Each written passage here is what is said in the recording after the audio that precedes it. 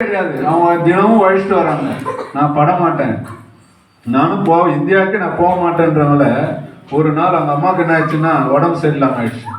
அவங்க அம்மாவுக்கு உடம்பு சரியில்லை, உடனே கொஞ்சம் வந்து அம்மாவுக்கு ஹெல்ப் பண்ணுமான்னு சொல்லி அவங்க அப்பா சொன்னோடனே அவங்க இந்தியாவுக்கு வராங்க.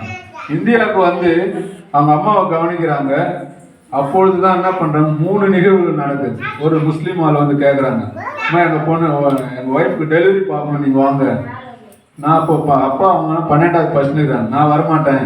எங்கள் அப்பா டாக்டர், எங்கள் அப்பா வந்தாருன்னா டெலிவரி பார்ப்பார், எனக்கு ஒன்றும் தெரியும், நான் இப்போ தான் படிக்கிறேன், என் அம்மாக்காக வந்தேன். இல்லை ஆம்பளையா டாக்டர் தான், பெண்களை பிரசவம் பார்க்கக்கூடாது, நான் வரமாட்டோம், செத்தாலும் சாவட்டுன்னு போயிடும். அதே போல் முஸ்லீம், இந்துக்கள் எல்லாருமே 3 பேர் வந்தாங்க.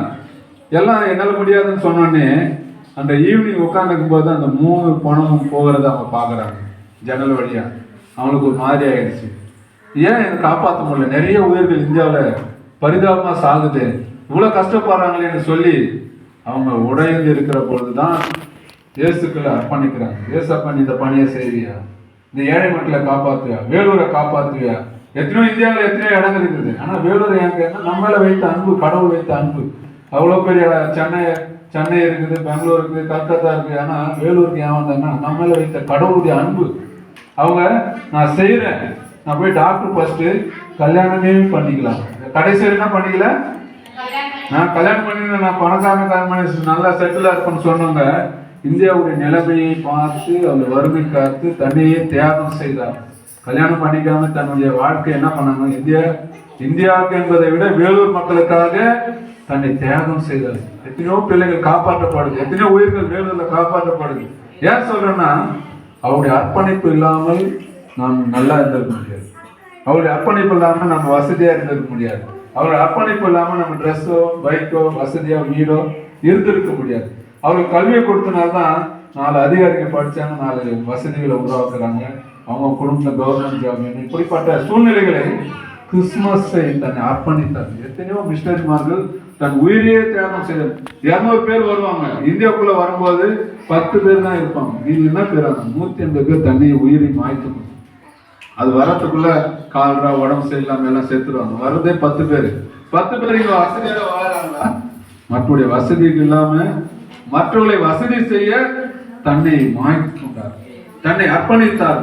தனக்காக கஷ்டத்தை வருத்தி கொண்டு செஞ்சதுனால்தான் நம்ம இன்னைக்கு வசதியா இருக்கோம், இன்னைக்கு நம்ம நல்லா இருக்கிற காரணமே அவருடைய அர்ப்பணிப்பு தான்.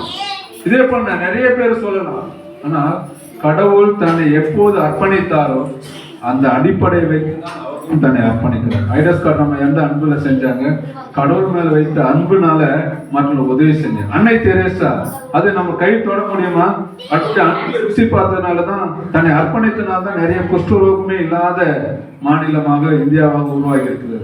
ஐடஸ் கார்டு இருக்கிறதுனாலதான் ஒரு 10 நிறைய ஃபாரினர்ஸ் வந்து சொல்ற விஷயம் தெரியுமா உங்களுக்கு தெரியாது, இந்த வேலூர் ஆசீர்வதிக்கப்பட்டது. ஏன்னா அந்த பிள்ளைகளுக்கெல்லாம் இவ்வளவு பெரிய ஹாஸ்பிட்டல் கிடைக்குது, இவ்வளவு பெரிய மருந்து கிடைக்குது, இவ்வளவு ட்ரீட்மெண்ட் உலகத்திலே தரம் வாய்ந்த ஹாஸ்பிட்டலுக்கு இருக்குதுன்னா அவளுக்கு கொடுத்த வயசு. ஏன்னா தன்னை அர்ப்பணித்ததுனால தான். நீங்களும் கடவுளுக்காக தன்னை அர்ப்பணிக்கணும்.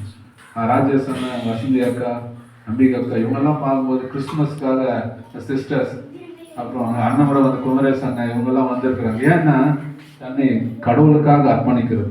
யாரெல்லாம் கடவுளுக்காக அர்ப்பணிக்கிறார்களோ அவளுக்கு கடவுள் ஆசிரிக்கிறார். ஒவ்வொரு செயலிலும் அழகா பண்ணியிருக்கிறாங்க. அழகா குடில் இவங்க செய்யணும்னு அவசியமா, அவங்களுக்கு 1008 வேலை இருக்கு. ஆனா கடவுளுக்காக யாரெல்லாம் அர்ப்பணிக்கிறார்களோ கடவுளை அவர் கருவியாக பயன்படுத்துகிறார், அவளை ஆசீர்வதிக்கிறார். அவளை ஆசீர்வதிக்கிற இல்லாம பிள்ளைகளை என்ன பண்றாரு, ஆசீர்வதிக்கிறவராக. கடவுளிடம் நீங்க வாங்க. கிறிஸ்துமஸ் என்றாலே அர்ப்பணிப்பு. கிறிஸ்துமஸ் நிறைய விஷயங்கள் அர்ப்பணிக்கனால நீங்களும் கடவுளுக்குள்ள அர்ப்பணித்து வாங்க. கடவுள் உங்க ஆசீர்வதித்து வராரு.